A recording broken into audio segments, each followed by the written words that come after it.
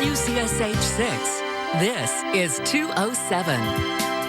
Hi, everybody, and welcome to 207. I'm Kathleen Shannon. And I'm Rob Caldwell. Coming up this evening, a good fisherman knows his equipment is just as important as his secret fishing hole. Rob Nesbitt will take us fishing with a Mainer who's been making high-quality bamboo fly rods for decades.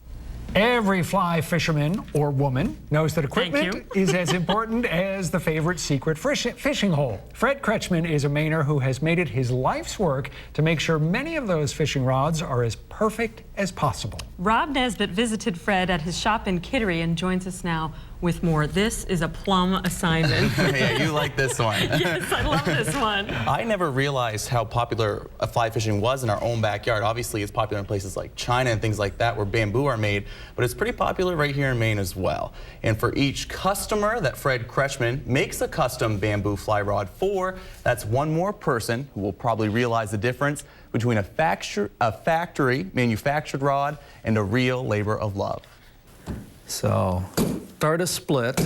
Breaking down strips of bamboo is probably the easiest part of Fred Kretchman's day. In half.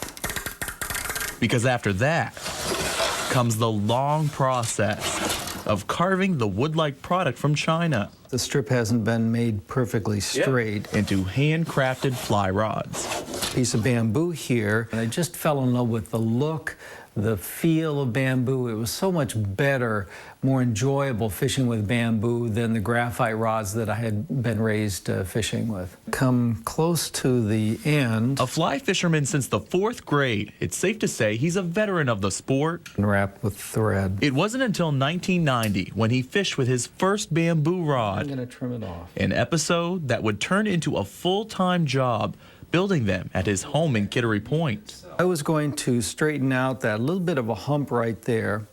It's more enjoyable to cast. It's easier to cast. You can fish a good bamboo rod all day long without getting tired. A Payne rod. He models many of his rods after some of the great makers like Jim Payne, whose craftsmanship is timeless. January 14th, 1921. And so far, Fred seems to be doing a pretty good job. This is a waterproof varnish. Of turning bamboo into an old-fashioned fly rod. I mean, on the surface, it may look like I'm making bamboo rods, and I am, but what I'm doing is making a tool that somebody can go out and create memories with. They like this to get your fishing juices going. It's out here where the real test of durability takes place. And when Fred gets to see how the fish react to his handcrafted rods. It sometimes takes them a little while to wake up. This early in the season, the fish are still pretty quiet. Yes. Where are they? Just casting a line with something he made from scratch seems to be good enough for him. Bamboo rod that I made with a fly that I tied. His friend and fellow bamboo rod user, Sante Giuliani, you could tell when they're playing with you.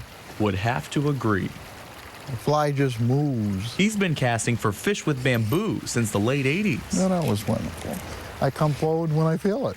And it's not a lot of work. The hardest work is if you catch anything.